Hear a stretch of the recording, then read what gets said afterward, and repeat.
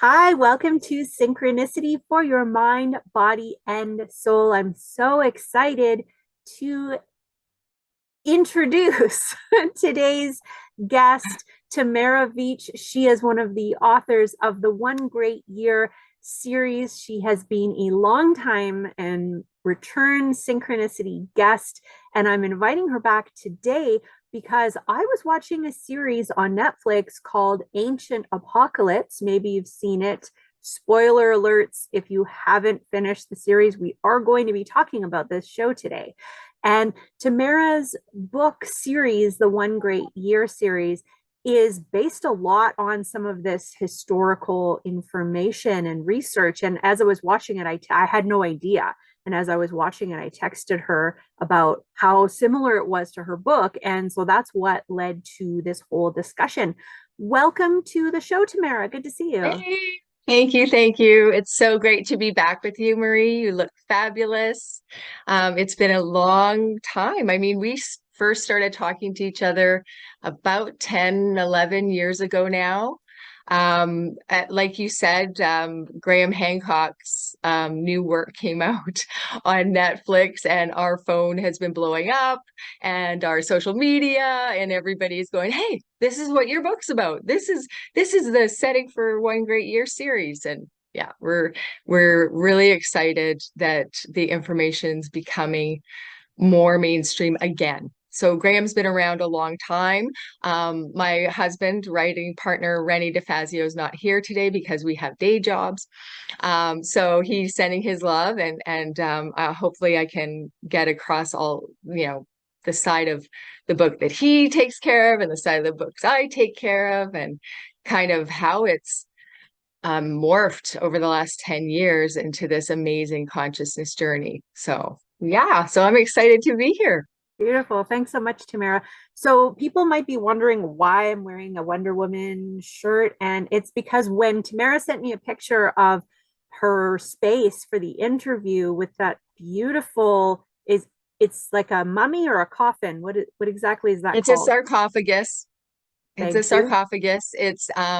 It's the one bachelor pad item that my husband has not gotten rid of yet. And we used to have a travel room because of the extensive travels that Rennie's done around the world, and we've done some together for our research. But we had a really cool setup where everything in the room was from travels, and this is the in this newer house, we don't have that now because we don't have the space for it. But we dragged this giant 3 foot around.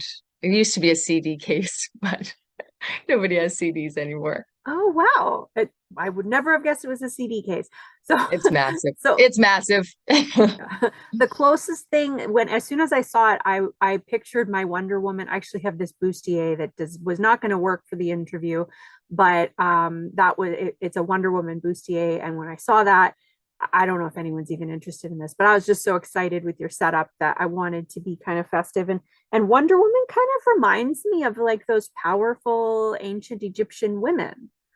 Absolutely. Absolutely. So I think you couldn't have picked a better talk for yourself, first of all, because I think you're a real standout example for a lot of us on sharing information, advocating for women, advocating for people that don't always have a voice.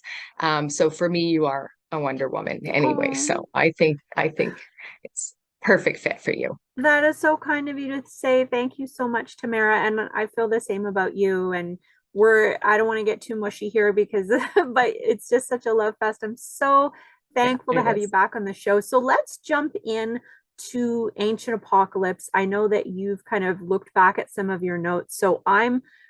You really have so much more knowledge about this topic than I do. So I'm curious where you were hoping to take this conversation. Okay, well, it's really funny because the backdrop for the series, for the One Great Year series, the Emissaries book one and the Emerald Tablet is book two.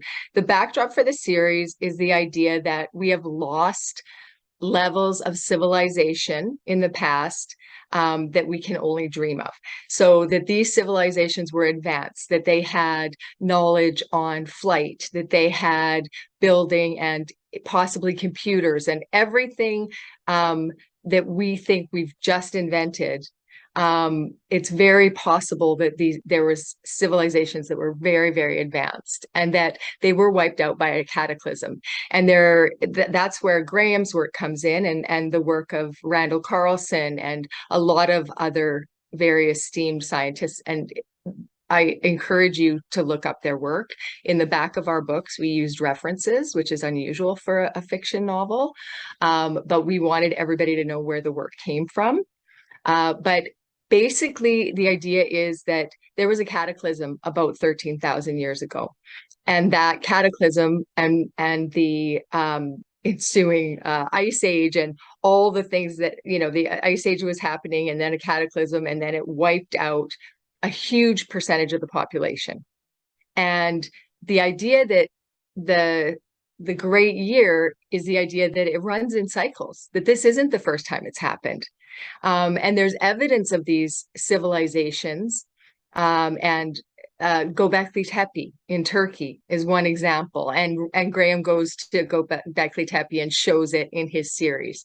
So there's places, Gobekli Tepe is, I think it's 11,000. This is where Rennie shines and I don't, but I think it's 11,500 or 800 years ago that they've carbon dated Gobekli Tepe too. And it is a ruin, a megalithic structures that they have found that were purposefully buried 11,500 years ago to somehow protect them or for some reason. And they are so advanced in their creativity, in their sculptures, in their architecture, that it predates anything that we thought they were capable of. Mm-hmm. So there just keep being new discoveries and questions to the archaeology of how old really are we? How old is civilization? We know Gobekli Tepe is far before the Sumerians. We're, by thousands and thousands of years. So we need to rewrite the textbooks, and they're being really slow to get them there. So it's been really fun for us to take our work and our characters and all of the ancient wisdom and ancient stories and put them into a novel series. So if this is true, what did it look like? What could possibly have happened before? Awesome. Thanks so much, Tamara. And I wish we had Rennie here because he is sort of the historian, but it's interesting that you brought up Gobekli Tepe, if I'm saying it right, because I actually made a note of that when I was watching episode 5 of Ancient Apocalypse, Legacy of the Sages. And it's interesting because the oldest enclosure appears to be the most advanced. So in theory, you're watching it as each new structure was created. They're losing that knowledge, which goes totally against what we think, where it's been this linear, where we've just gotten smarter and smarter over time. I mean, with what we're doing to our planet, that's kind of debatable. But so I'm wondering, I know that part of One Great Year is the One Great Year series, and that 26,000 year cycle is that civilization kind of builds up to this pinnacle of a golden age and then starts to disintegrate. So can you tell us more about that? Sure. So the Great Year was talked about in over 30 ancient civilizations, from the Mayans that didn't know each other, that had no contact with each other. And they wrote about it and they logged it, and they had art created about it. Even Plato talked about the Great Year cycle. Okay, so the Great Year cycle, the idea is that we have this golden age of higher consciousness, where there is more connection, where there is a higher understanding of energy and soul and connection to the planet and to nature. And that we lose our knowledge in this cycle and we descend into a silver age, a bronze age, and a dark iron age. It was talked about in the ancient Vedic texts out of India, which are the oldest texts known to humans. And it talks about, they're not really sure where we're at right now. There's debate about how long the cycle actually is, between 24,000 and 26,000 years. But the idea is that we lose our consciousness, but that we're coming out of it, that we're in the beginning of a Bronze Age, that we're about to re-emerge from that dark, heavy ignorance and lack of consciousness into an age where everything is possible. So it's a long road. It's a 26,000 year cycle, and we're about 13,000 years at the bottom and heading our way back up. But there's a lot of hope, and our characters are about that hope. So we have the emissaries and the adversaries. And the adversaries are love in the dark age, and they have the power, and they have the ability to make people forget that they are connected, and that we have a higher purpose, and that love and connection and being a soul is the reason we're here. And that's what we're here to remember and to learn those lessons. So the emissaries are the ones who bring the light and bring the hope and remind everybody it will get better. It can get better. We can do better and be better. And they're the people that are finding the information and saying, look, there's so much evidence. There's so much evidence. And Graham, whether he's spiritually an emissary or not, he's an emissary, because Graham Hancock has been a warrior for decades about this information is being buried. This information, literally with the archeology, but this information is not being looked at objectively because of biases that are already in the system. And we need to bring this information out and go, what do you think? It's sensible. It makes sense. Like it seems counterintuitive not to look into things that are so obviously older than we thought they were. Thank you, Tamara. And as you're speaking, there's so many things going on in my mind and body. I'm feeling my heart like swell up as you're talking about this hope and these emissaries. And as you're talking about the adversaries, I'm picturing some of these skeezy billionaire people in my mind who I will not say their names, but y'all know who they are. They're making a lot of waves and ripples in the world right now and wanting to keep us really disconnected. Probably not consciously, right? I would love to talk about sort of what happens in the hearts and minds of people who have so much power and so much wealth and yet cling to it, and what it is like spiritually and emotionally and socially that they might be lacking in order to not want to share that. And I love that you call Graham Hancock an emissary, because I definitely feel that. And in the archaeological community, it exactly is. It's that confirmation bias and that inability to see, like, we've confirmed that this is how things are and this is our worldview. And I've seen it in my work in mental health services, where people have the best of intentions, but once they have formed an opinion, it's so hard for them to open up their minds and see that actually it could be the total opposite of what you always thought it would be. So I'm just overwhelmed with all of the directions that this conversation could take. But which out of all of that just came out of my mouth, where would you like to take it? Okay, so I love that you mentioned the characters in our real world today, because when we first released our books in the early 2010, 11, 12s, and we wrote them we started writing in 2009, we had no idea the prophecies that we were going to have in our books. So in book 2, The Emerald Tablet, there's a pandemic, and the pandemic is a huge piece of instilling fear into society, whether it's the people that are afraid to get sick or the people that are afraid not to get sick.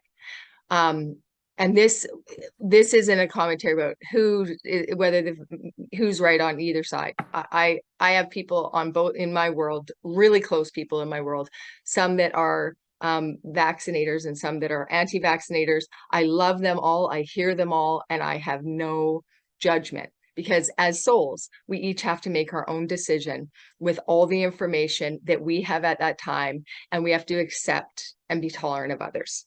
That's what a soul should try to strive for. But fear, let's talk about fear.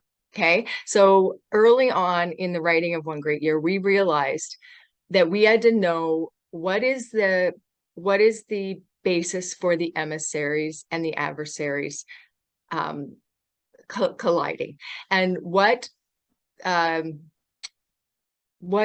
will the adversaries do and use to gain their power? What is the worst thing? Is it hate? Is it violence? And almost immediately we realized, no, it's fear. If you put fear into people, if you can stoke fear and uncertainty, you will bring out the worst in people. Because even if, for example, you introduce a germ, a pandemic that's going to kill everybody, and they're certain they're going to die. They're absolutely, it's killer. You're going to die. There's nothing. Then there is no power. You're afraid, but there's no power.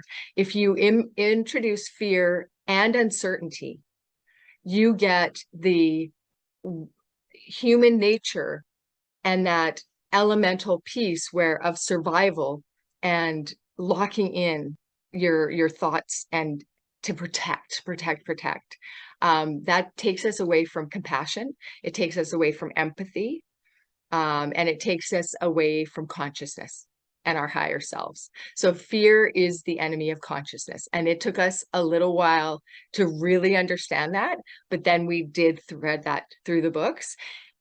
If you look at our world, if you look at the news, if you look at the newspapers, if you look at everything that's going on, and you try to just say, is that stoking fear?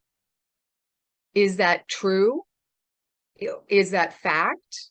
Is that stoking fear? And you start to eliminate the things in your life that are stoking fear. There's so much more peace. There's so much more compassion, empathy, and understanding for others, because the fear is, it's tough for humans. Mm-hmm. Thank you. Yeah, and I feel like fear is that primary emotion, and the anger and the hatred and all of that, those are all kind of secondary emotions often, not always, but often, because they stem from that fear, that threat that something, that my safety is being taken away, that my rights are being taken away, that the people I care about could be harmed. My way of life, what I value, what I believe is true. No more Christmas. They're taking away Christmas. I mean, I've never heard such a fear statement. That's the ultimate, little tiny, real world example of no more Christmas. They're going to take your family's Christmas, on top of everything else we've been through. So it's been really, really poignant.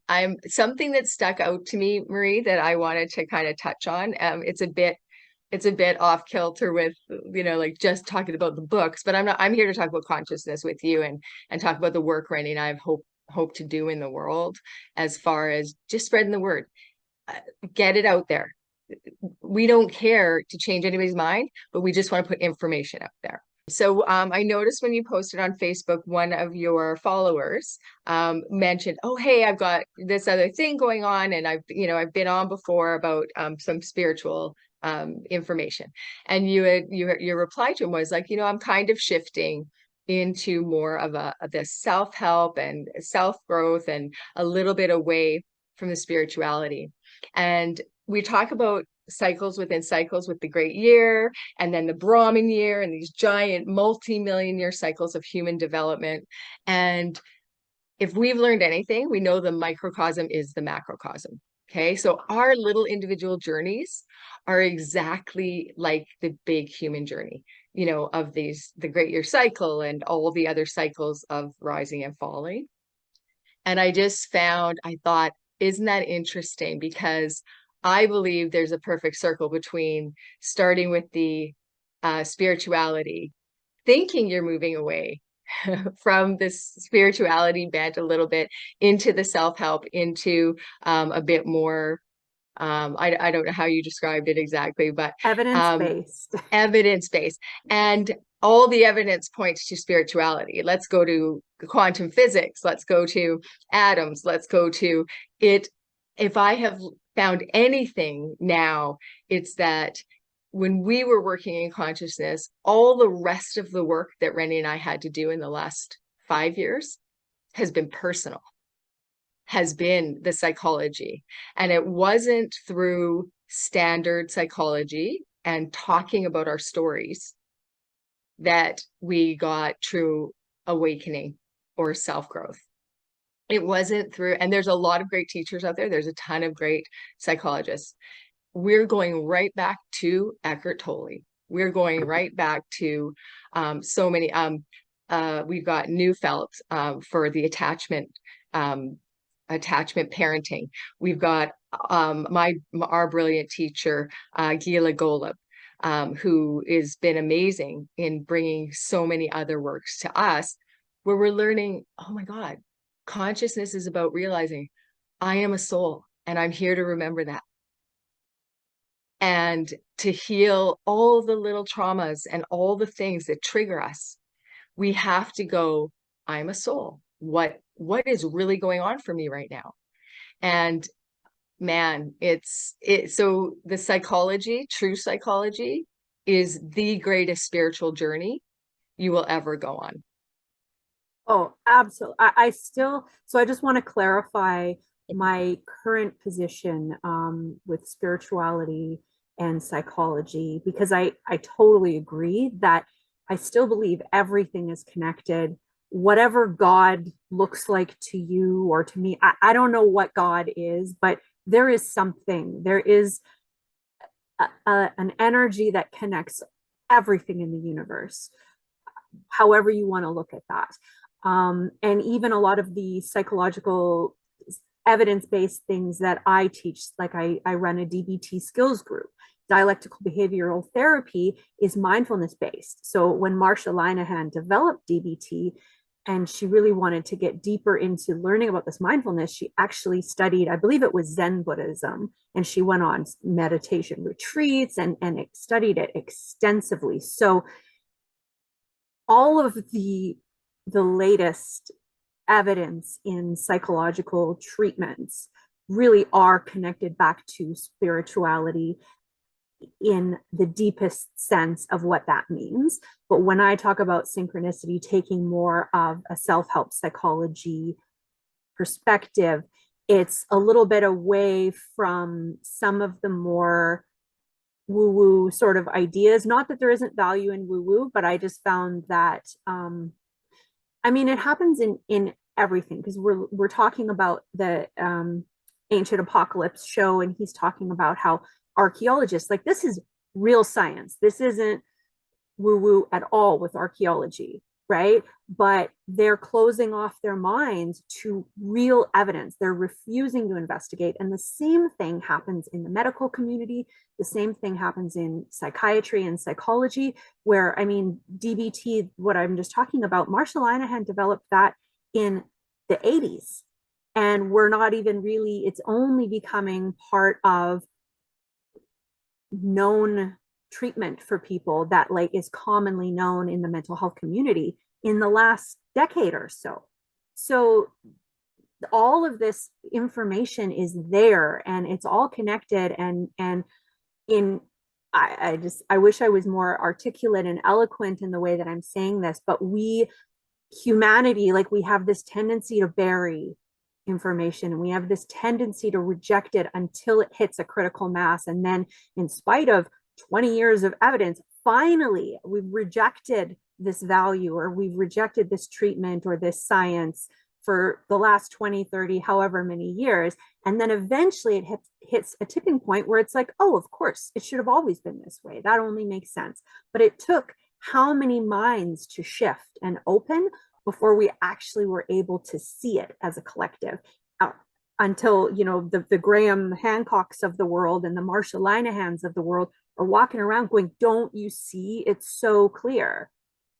But I don't know, it takes a shift for, what's the word for that, when it reaches like a critical mass for it to actually the be 100 accepted. monkeys. The 100 monkeys. Yeah. So no, you're right. You're right on. And we thought we were getting really, you know, critical mass about 10 years ago. And I think it could just be our own experience. The year 2012, there was a real a lightness boom. Okay, there was a real feeling of this is really happening. And when we talk about consciousness, I know we throw that word around there a lot, and I just want to be clear kind of what I mean about it, because everybody has their own personal meaning to it. But consciousness for me is that connecting in the universe, that beingness of us all being to get connected together, and that it's like there's one giant collective consciousness, and it's having a human experience. It's a little tendril, a little piece of that consciousness. And in yoga theory, it's the Maya, and it's that the forgetting that you're a piece of consciousness, so that you can have a pure experience and learn from it, and that all that learning goes back into the database, into the consciousness, into the growth, into the akashic field, if you like. But that's again what our book is based on, that these characters are collecting experiences and knowledge, and you know, they're out there to remind the world that there's more going on. There's more going on. Don't give up. The critical mass did seem to be going up, and then it sort of, I don't know, COVID and the few years, and now everybody's freaking out about the finances, and, you know, the shortages around the world and the medical system. So I know that we had a lot of meetings with people, side meetings, like backdoor meetings with people in this kind of spiritual industry 10 years ago. And everybody was talking about, yeah, well, all of our systems will fall away before we move out into through the Bronze Age. Before we move up, the systems are archaic. They're Iron Age systems, you know, pay for use, healing with medicines and you know, and drugs and things that aren't necessarily the best methods. They're just what we've always done. Schools. I worked in the school system as a special ed assistant. I love teachers. I love people that care enough to become caregivers of knowledge. But we need an overhaul. And I know that I'm going to get some kickback on that, but kids are not thriving with a one type fits all system. It's not fitting anybody. It's not working. Our medical system very clearly is not working. Our system for helping the drug addicted people, for helping the mentally ill people. Few years ago, I worked with mentally ill people when I was working dual diagnosis adults, and we knew that the abuses that were happening in the system were the reason they shut down Riverview, where they shut down the mental hospitals. But you cannot shut down the care for people and not replace it with more care. So what they did is, okay, there's bad people, took advantage, treated people badly. We're going to shut down this system. It's broken. Well, we need a new system. We need a system to care for people that cannot care for themselves, that are a danger to society. We can't have them living in the streets, suffering and terrorizing. So this is, I mean, it's off topic for our book, but it's the falling away of Iron Age thinking and Iron Age systems, and a move into consciousness and awareness and caring for other people. And there's going to be a massive resistance to moving into caring for other people, because fear is going to hold people in. If I care for other people, I'll lose my way of life. I'll lose it. We won't have a middle class. We won't have I mean, it's not true, but it's terrifying to people, and that stops growth and a lot of resistance. And that's that's where our society's at right now. We are in resistance. There's a big rub happening, but we can do better. So there is so much to unpack there, Tamara, with what you just shared. But I noted I missed a moment of what you were saying because I was writing down. I wrote 2012. Right around then, it was maybe about 2010, 2008, something like that. The Secret came out, which I think was the law of attraction. This is part of the reason why I stopped talking about the spirituality aspect, because I'm not knocking the law of attraction. I think there's a lot of truth in it, but there's also a lot of commercialism in the way it was packaged. It kind of just it was sold in a spiritual package, but it was a very Iron Age commercialized viewpoint of like Materialistic. Materialistic. That is the word. We're talking about how, and this is why I made that deviation away from the spiritual, and you used the word yourself, the spirituality industry, because it's been an industry, and as much value as there is there's a lot of shadiness that's going on. And you mentioned going off topic, and maybe we have, but I feel like everything is connected. This cycle, all the ancient apocalypse, the one great year, psychology, spirituality, medicine, housing, like everything that you just covered, it's all holistically connected. And part of the problem, I work in healthcare and mental health, and I see the cycles that people go through of not having adequate housing. So then they're kicked out into the street. They have to use meth to stay up all night to keep themselves safe. And all of it is connected. And because we have so many silos, we're actually wasting resources. We're wasting money. We're wasting human consciousness and potential on all of this consumerism, when I feel like if we took a more holistic view and looked at it from a higher perspective, we actually would have great wealth, not just for a handful of billionaires with their little tech companies, but for all of us would be thriving together and raising each other up. What do you have to say? I agree. I think we can do better. And as far as us going off topic, again, it doesn't matter, because you're an emissary. I'm an emissary. We want to do something that's going to make the world a better place. So putting out an interview where I get to, I have my books here. I have the books, like I've got them handy because I have a little Show read us. that I want to do. Here's, there's the Emissary book 1, there's the Emerald Tablet book 2. They're available on Amazon, but that isn't what the whole point. The point of the interview is, if we can get the message out there that we used to do better. There's ancient civilizations that did better. There's tons of evidence of those ancient civilizations. The Vedic texts, the Yoga Sutras, they talk about how we could be better people, how society was in harmony. Imagine that society in harmony. And it will not be, in the next 5 years. But we can make steps toward it. We can, somebody's got to keep the light show going. We can't all sink into despair, or we might as well just all sink into despair. We have to make a choice. And part of the choice is choosing what you focus on. Part of the choice is choosing to focus your entertainment time on something that's going to make you feel better, not worse.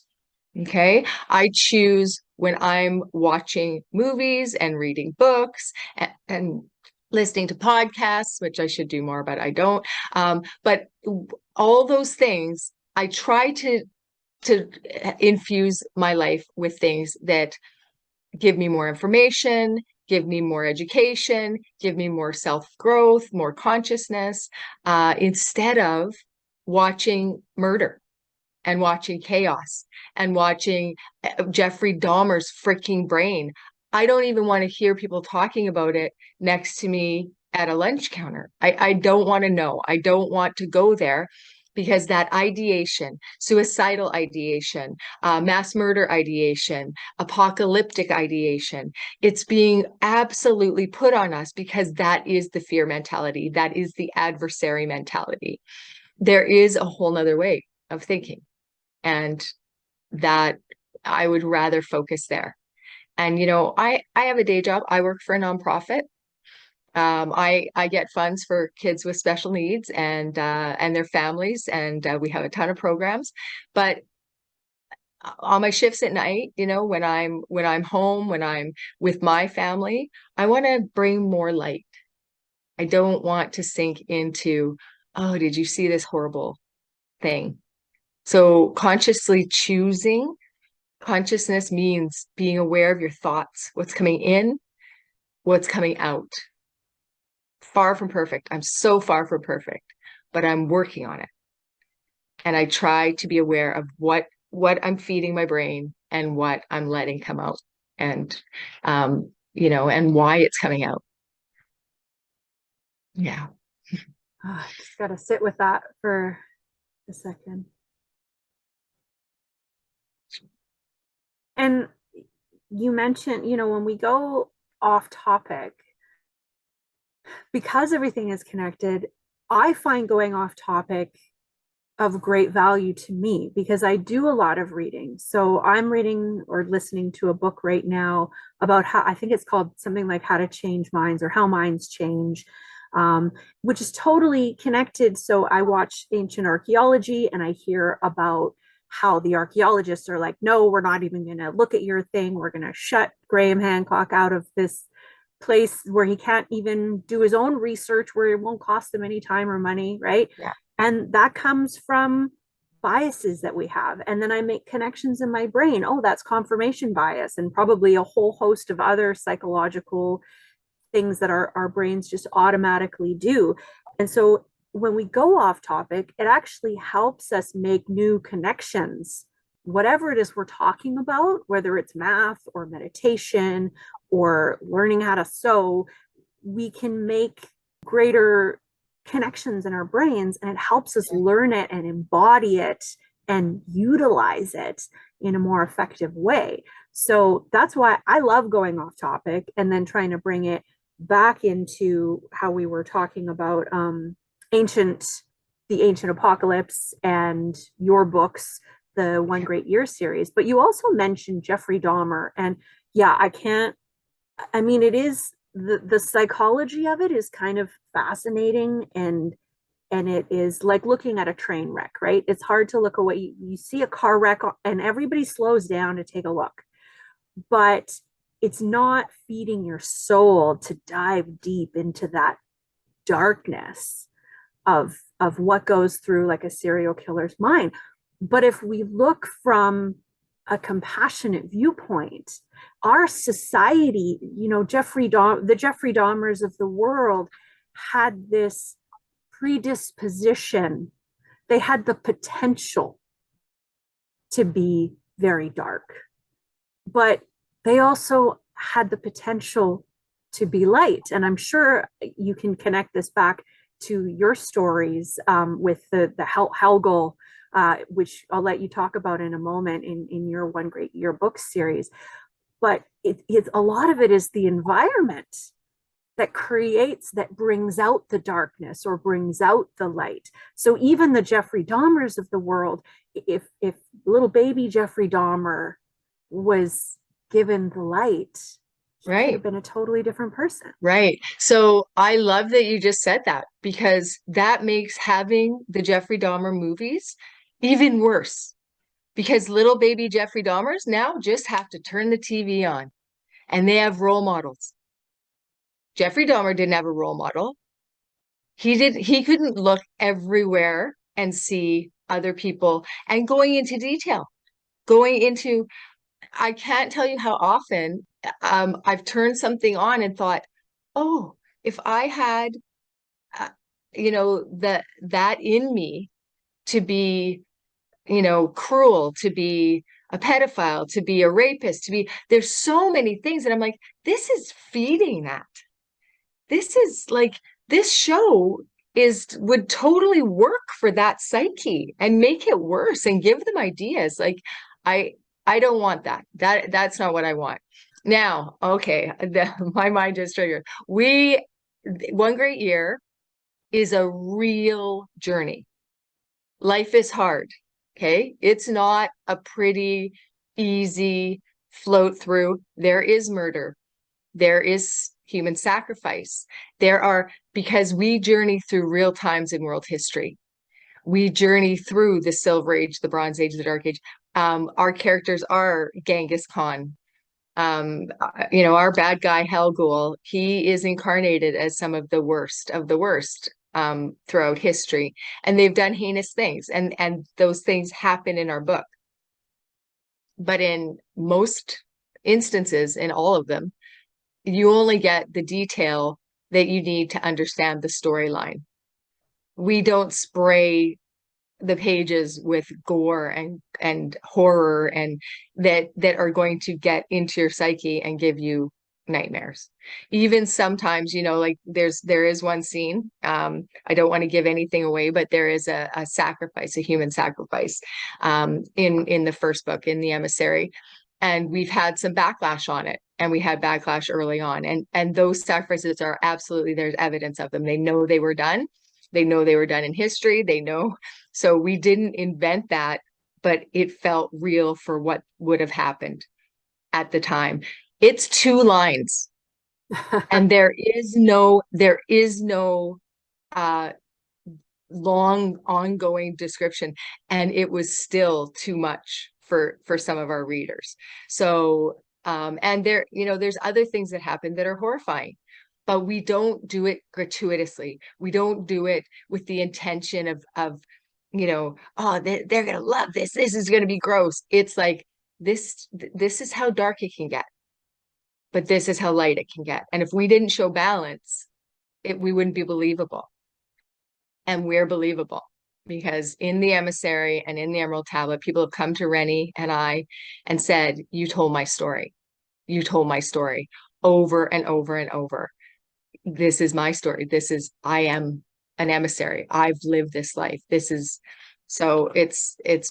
been magical. And that's ongoing. 10 years later, we have people that are still in contact with us. We re-released the books in 2018 and 2019 because we added about 250 pages and our publisher wanted us to split it in 2. We split the books in 2 and we've got book 3 pretty much sussed now. But it's not right. The world isn't ready yet. Mm-hmm. And we've had people asking, where is it? Where is it? It's not time yet.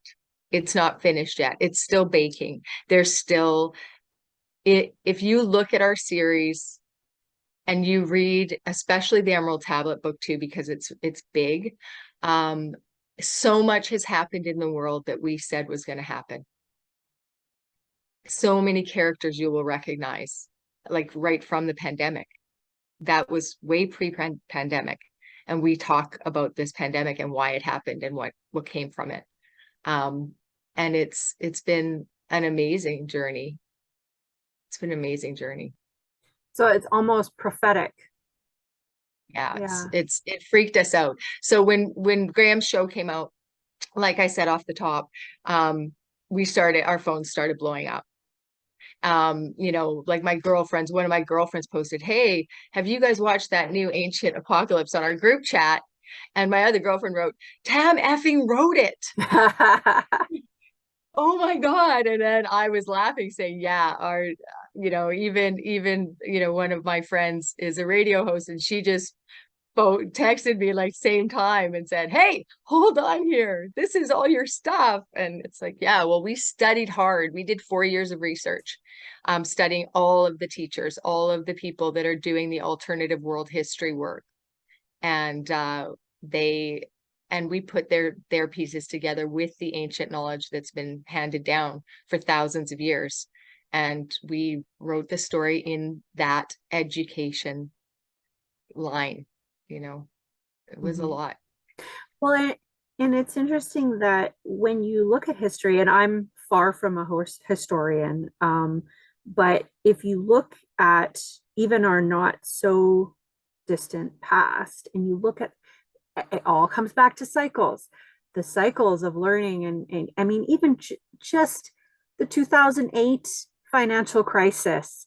And what have we all done here in Canada? Bought up all the real estate, maxed out everything, and now we're back where we were in 2000. Like, these people were alive in 2008. It's not like this was the Great Depression back from the early 1900s. Like, most of us were alive to see what happened, and we could easily have predicted that this would happen, and yet everybody just like sheep to the slaughter just kept going and buying more, and of course it's going to take a while for it to correct itself and sort itself out. But I also want to bring it back to, you mentioned those two lines in the book of the sacrifice and the darkness.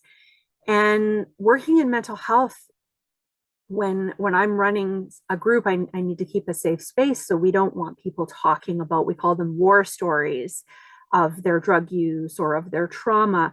But the thing is that it is important. It needs to be stated. We need to be able to say something bad happened to me, or something bad happened to this population. Colonialism. I mean, if you look into the history of colonialism, it is some messed violent up. I'm trying not to drop any F-bombs, but it is horrendous.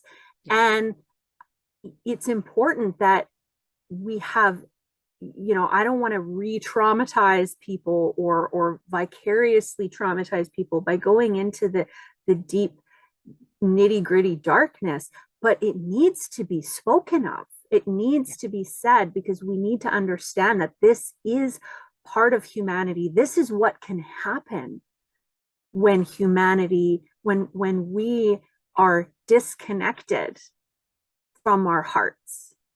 So we're back to the microcosm is the macrocosm. So when you're sitting in group and there's story and there's trauma, let's go back to the individual now, because by watching the mass trauma, by observing the mass trauma in the world and the events that are happening in Ukraine, the indigenous peoples, there's so Iran, there's so many things going on.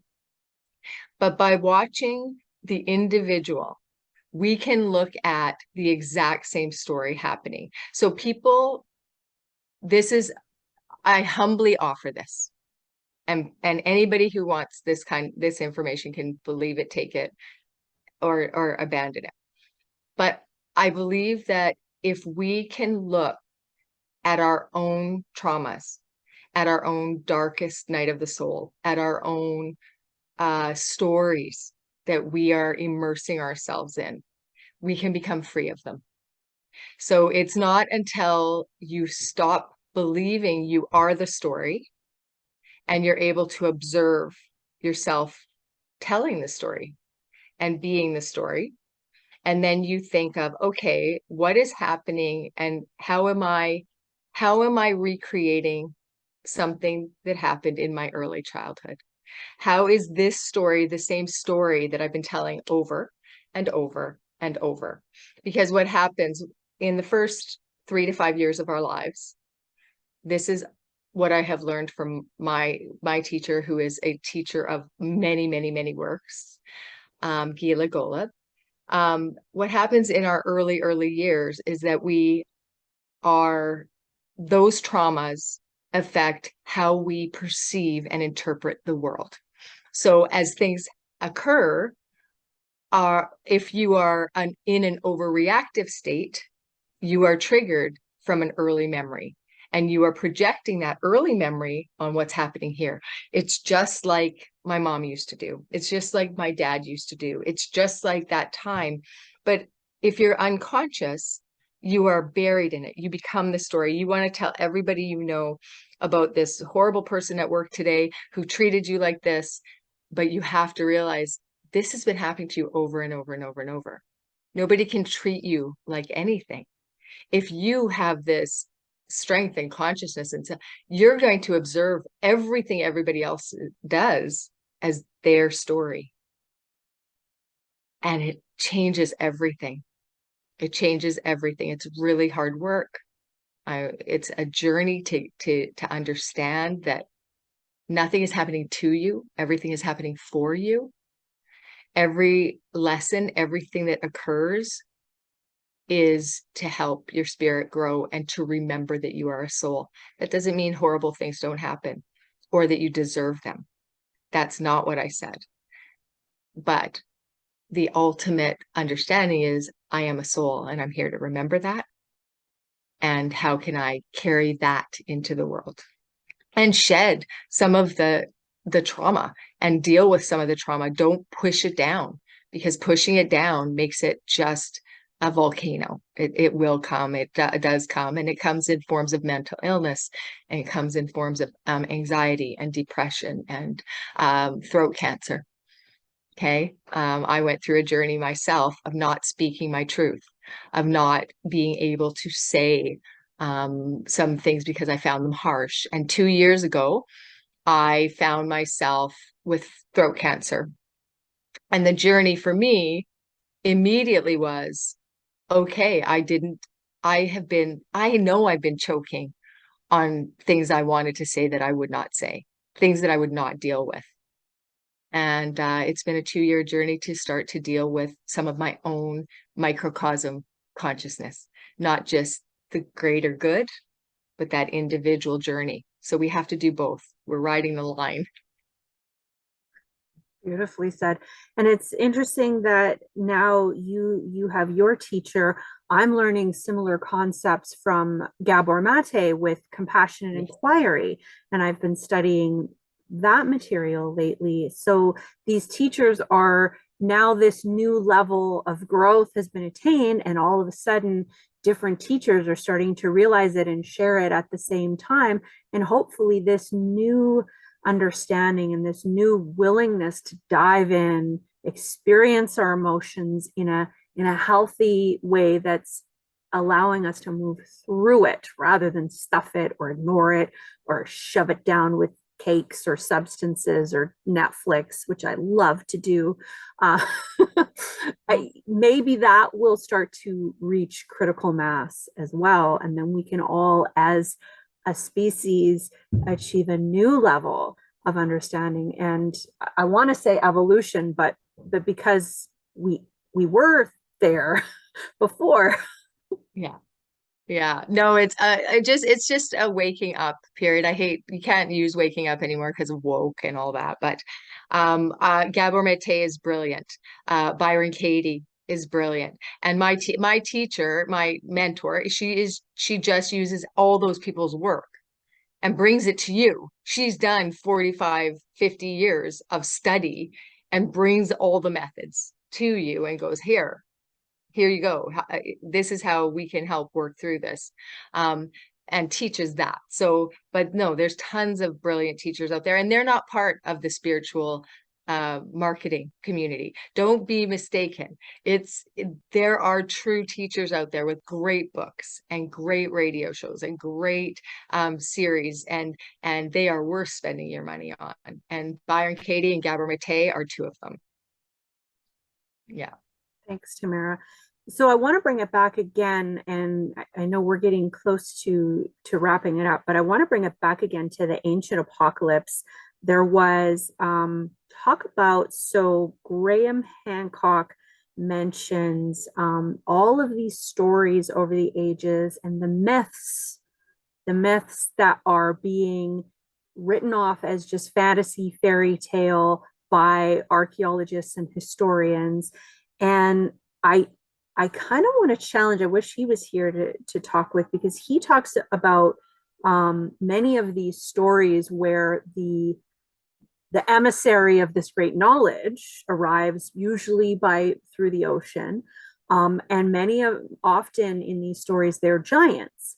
And Graham Hancock says, now I don't actually believe in giants. Maybe they mean giants of intellectual giants, but I want to challenge that, because if we're looking at hunter-gatherer communities, what is the physical size and stature of someone who's picking berries and burning all their calories chasing after what they hunt? They could be very small people. And in 2022, there are basketball players that are close to 7 feet tall.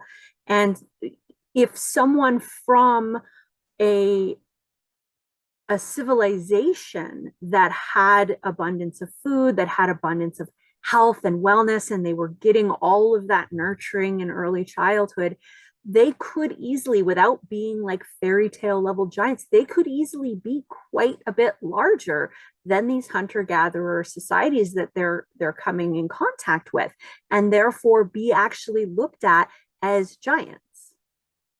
I 100% agree. He doesn't have evidence of that yet. And he is a scientist. He is absolutely evidence-based. He really talked about them when he was talking about the floods and these flood myths that cover the world. And there's a flood on the whole world in the Emissary at the beginning of our book. And that is how the world is washed new. And that is how the population is wiped out and things start over. And everything is forgotten because there's so few people left. And the civilization has to reboot. And they forget. They don't. I mean, imagine this. I think you've probably all imagined this.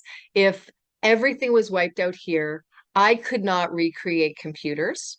I could not recreate even our light system, our electrical system. We learned in high school how easy those circuits were.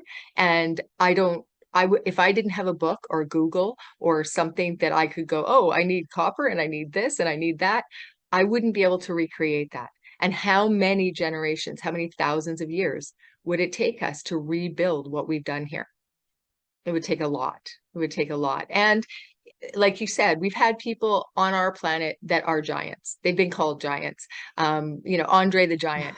We Yeah. have Shaquille O'Neal. Okay, we have basketball players. We have guys. We have women that are much larger. I don't think it's a sticking point for the legends. I think it's really interesting. I know that the show Ancient Aliens has been around for a really long time, and it's very dramatic, and it really like oh, what is this? But they look at a ton of the stuff that we looked at. A lot of the ancient sites, a lot of the things that can't be explained, the measurements, the alignments, the celestial alignments of the ancient monoliths are way beyond what anybody should have been able to measure or understand. Just the pyramid of Giza itself, the measurements and how it aligns celestially, it wasn't even possible until recently for them to understand it, let alone build it. So all those stories, it's really important for us to look at them and say, what else are we missing? If you would have handed somebody a chip, a computer chip, a zip drive in the 50s, they wouldn't have had a clue what it was. And I think we're walking around the world still looking at things going, I don't know what this is. We'll figure it out someday, but we don't know yet. There's so much that we don't know yet. And we've got to look to the Graham Hancocks and the alternative theorists and get the ideas. And sorry, what I wanted to mention about Ancient Aliens, they get really excited about, oh, the aliens did it, and then they left. Well, what if the aliens didn't do it? What if humans 100,000 years ago did it? What if humans 50,000 years ago did it? We watch that show and we get a real chuckle out of it, because if there were higher conscious humans, if there were civilizations that have been grown and lost, Stonehenge can make sense not being created by aliens, but being created by ancient people. And we honestly think that's a little more likely. You know, I don't not we can talk about aliens if you want, but that's not really that's a whole nother show, Marie. Yeah, let's leave that for a whole different episode. Maybe we can have a episode about that. But it's been such a pleasure speaking with you, Tamara. So the One Great Year series is the Emerald Tablet and the Emissary, right? The Emerald Tablet Is book two. by Veitch and DeFazio is book 2. And book 1, I'm going to hold it upside down. So I'm going to just do this. The Emissary is book 1. And these are the hardcovers. The Kindle versions have amazing, gorgeous theater quality covers, which I adore. And yeah, it's available on Amazon.ca, Amazon.com, and some of the local bookstores carry it, and they can definitely bring it in. But we and even across the US, you can get it in a bookstore if you order it. So we hope that people will check it out. I think people will be inspired. It's a really good way to see what it could have been like. We did a ton of research. Like I said, Rennie researched for years and years and years. He shared that with me. And we really think that if we do proceed in cycles and there's a consciousness shift, this really might be something to teach people and to have fun. It's a really good love story too. Awesome. Well, really quickly, also, are you still doing in the last interview, which I will post somewhere around here, which was from quite a few years ago. You were doing pod parties. Are you still doing that? We haven't been.